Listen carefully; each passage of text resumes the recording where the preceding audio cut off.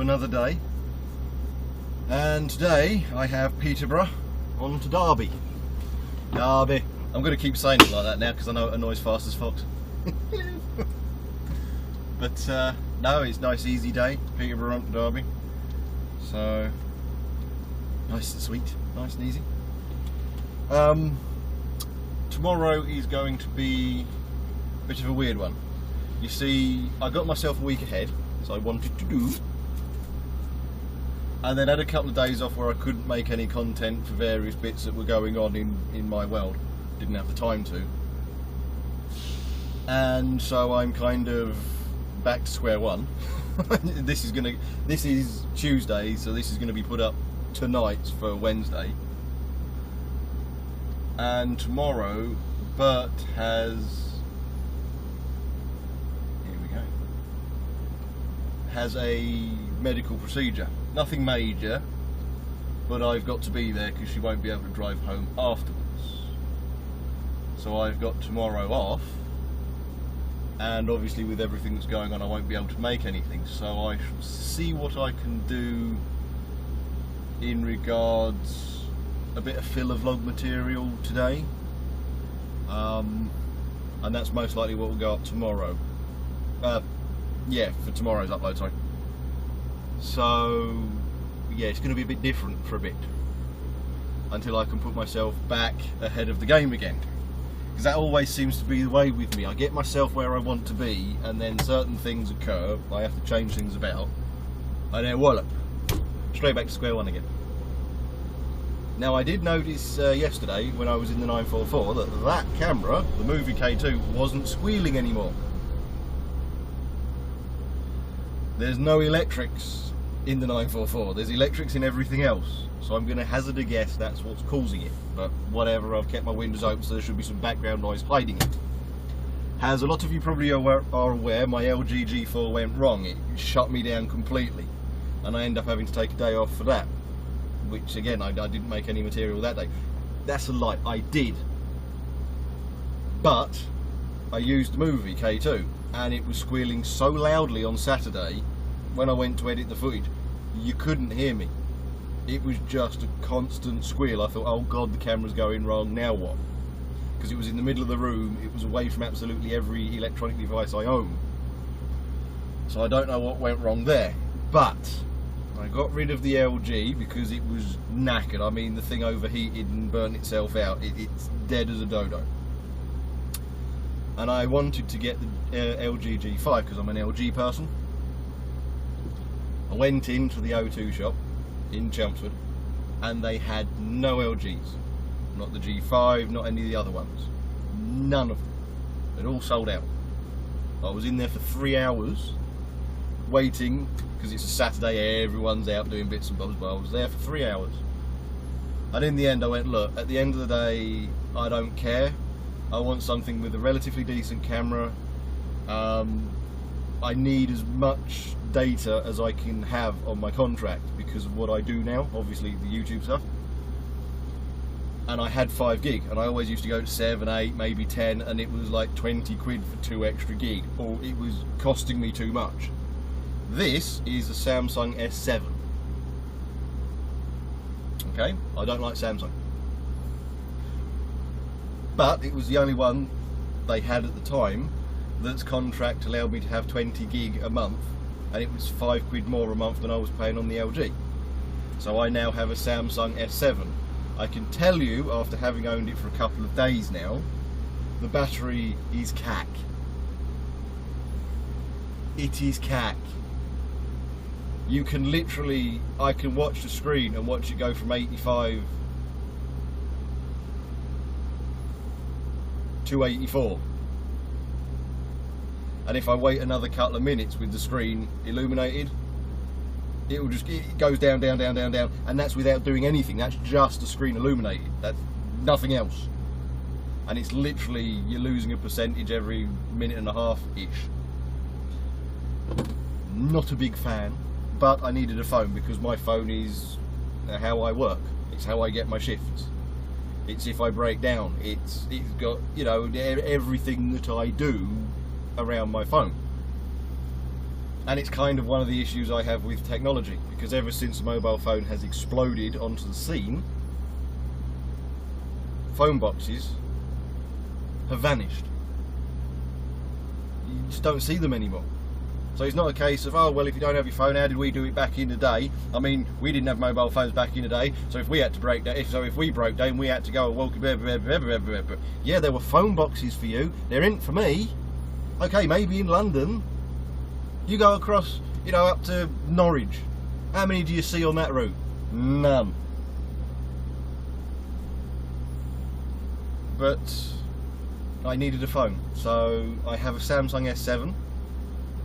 I'll probably keep it for 6 months, maybe a year, pay it off and just get an LG again, because I'm not a big fan of it. Has to be said, I'm not a big fan of it. And the camera. Now the LG G4 camera was just beautiful until I smashed it. But it's really good, because I have a little shake. I have a bit of hypertension, high blood pressure. Nothing major. I mean, my family suffers with it. It's not something that is going to kill me. I mean, my family goes into their 90s, so it's nothing like that. But the LG G4 I could hold, and it was fine. Even when I'd smashed the camera, it still worked, as you saw. Bit blurry, but it worked. This one, I press record on that, it zooms in, and then it's the entire time. And I don't have a clue what to do. So I'll do what I can, but it might be a bit when I'm doing the fleetball stuff. So apologies for that, but it's a good camera for taking photos, don't get me wrong, it's good.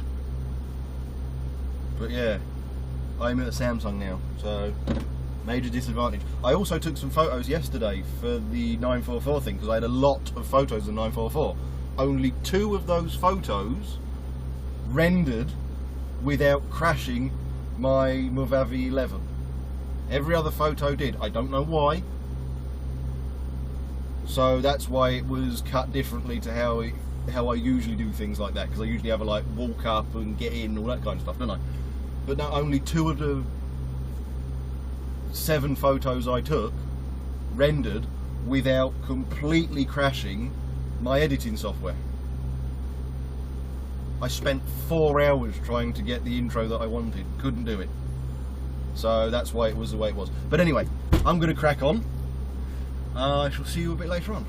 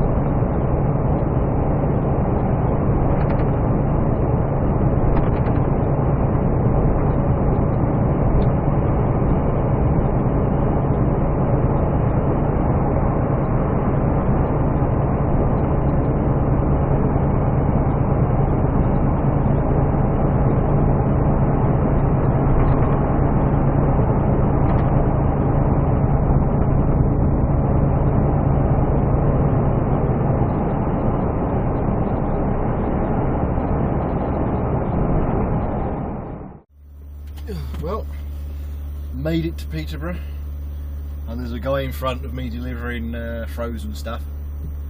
And the thing is, he's from the depot literally just the other side of the roundabout. He's 10 minutes down the road at best, and that's all the way down, spin round and come back included, you know.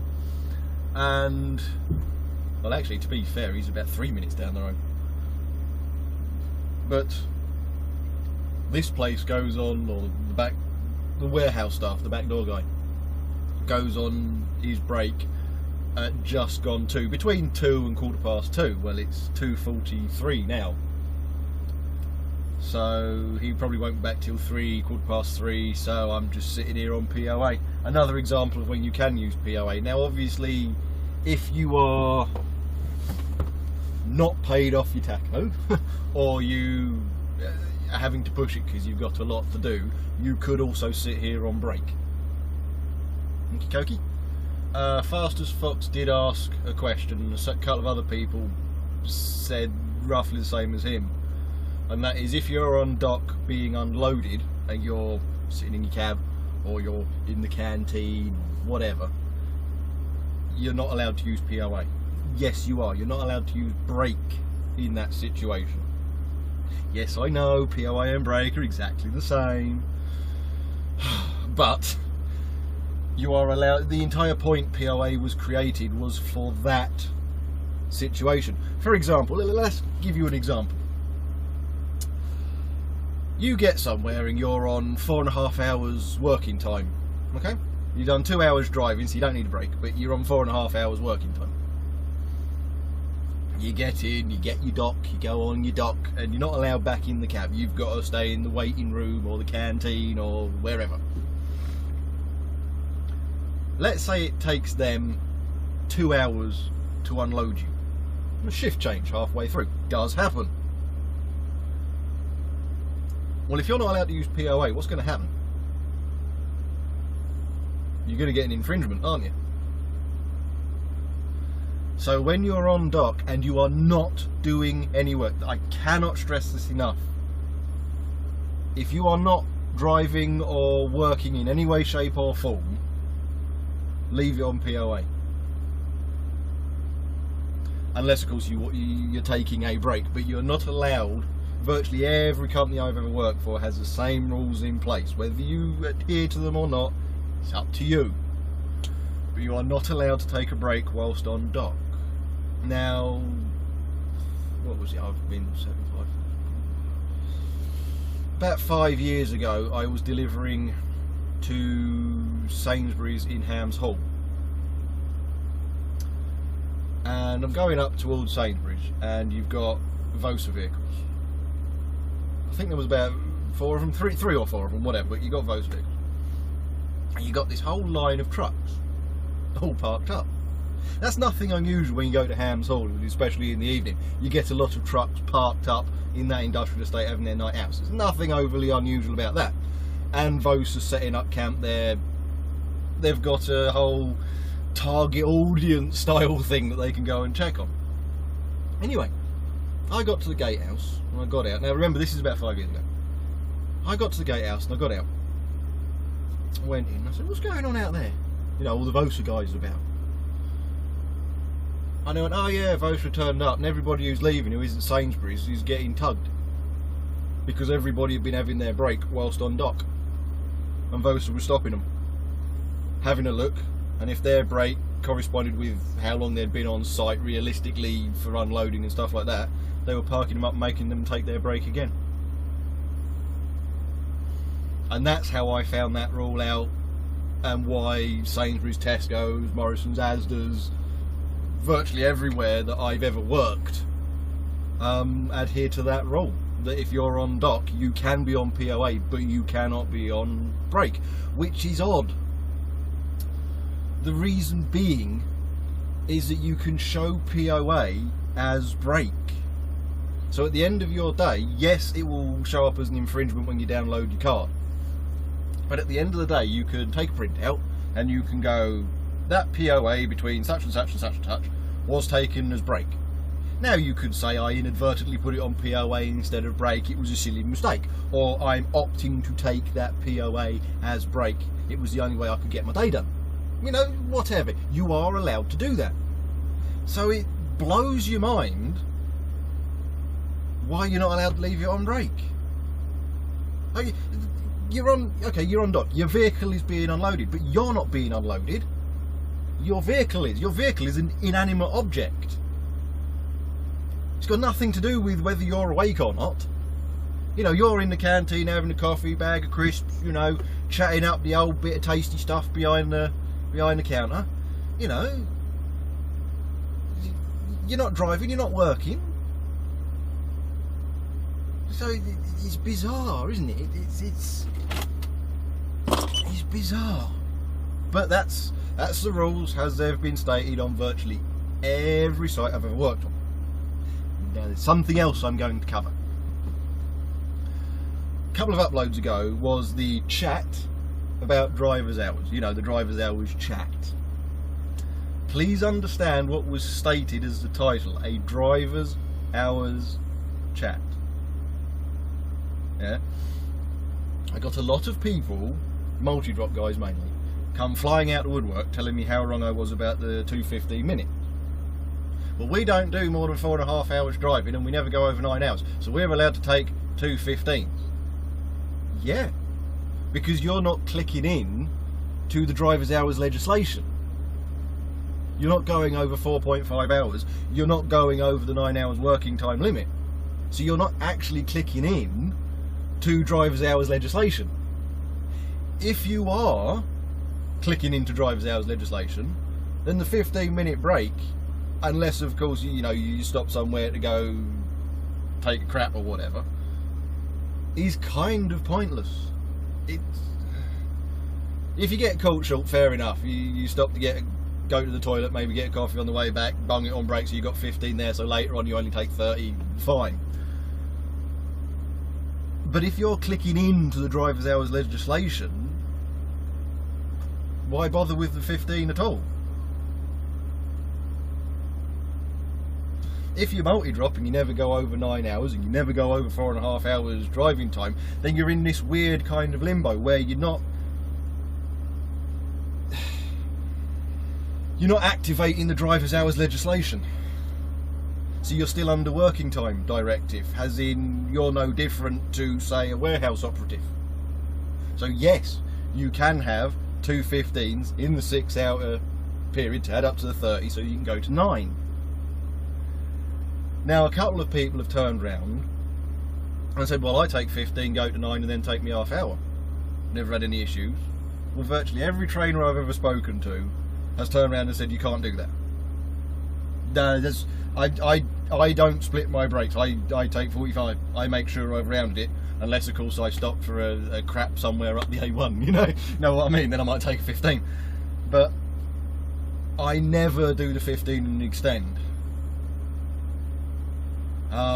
Just basically because of what I've been told. But that's what I've been told. And like I've said, with the driver's hours legislation, it is so convoluted. It needs simplifying. But the thing is, if you don't do more than 4.5 hours driving, you don't click into the driver's hours legislation. You don't activate it. So you are solely under working time directive, which is 2:15s. See what I mean? It just gets so... But I think personally that if you're a driver, you should be under driver's hours. Sod working time directive. You're under driver's hours. Done. You know, you do 4.5 hours driving time, you have 45-minute break. Or if you're going to go over, just in case somebody says, oh yeah, but if you're going to go over your 6 hours, you have 45-minute break. Just carpet it. Done. Nobody can get it wrong then.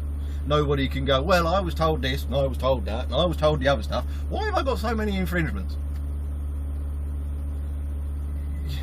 Because you're told one thing by one person, another thing by another person, another thing by somebody else, another thing by somebody behind you, and you're like... But please understand, that entire chat was drivers' hours chat. There was working time directive in it, but if you're not activating the drivers' hours legislation, you are under working time directive. Okay, so I hope I've kind of cleared that up. just to get done with it, please.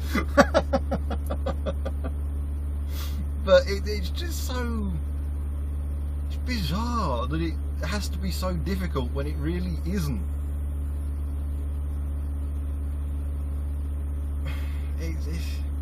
This is what happens when you get two pieces of legislation running in parallel with each other. Well, this piece of legislation says that, and that piece of legislation says the other. Well, according to safety research, all that kind of stuff, if you push yourself past 4.5 hours worth of driving, you know, continuous driving, you're getting very tired. And because of the concentration you're having with your mirrors and the idiots all over the place and everything else, you should stop, give yourself about 45 minutes, whatever, at least 45 minutes, to just have a coffee, unwind, relax, and then carry on. But working time, oh no, you can keep going to 6, because you're not, with working time, you're not paying as much attention, you're not looking at all the mirrors, you're not avoiding twits, you're working on a production line in a pogo factory. But so you can go to 6, and then you only need half hour to go to 9, then you need 45. Why are you running them parallel? Why can't drivers just have 5 hours driving time, 45-minute break? Done. Why? But that's just me. That's just a personal thing. You can have your own ideas on it. It's just bonkers. But anyway, there we go. I thought I would do a little bit on that whilst I'm waiting. I mean, he still hasn't come down yet. It's only 14:55, so I'm going to be here a while. Paid by the hour. The thing is, when I get this one, I like to kind of push so that I take my break on the way to the place in Derby and avoid the rush hour. But anyway, I shall see you in a while.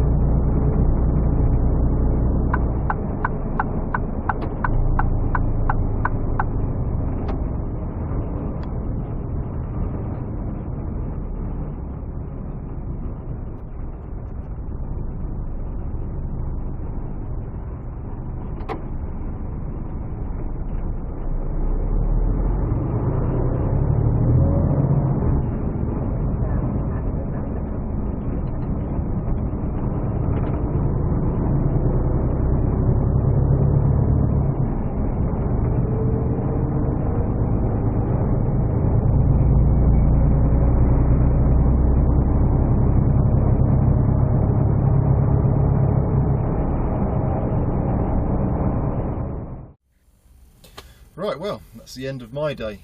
Oh, I wasn't able to make any filler material, basically because I didn't have the time.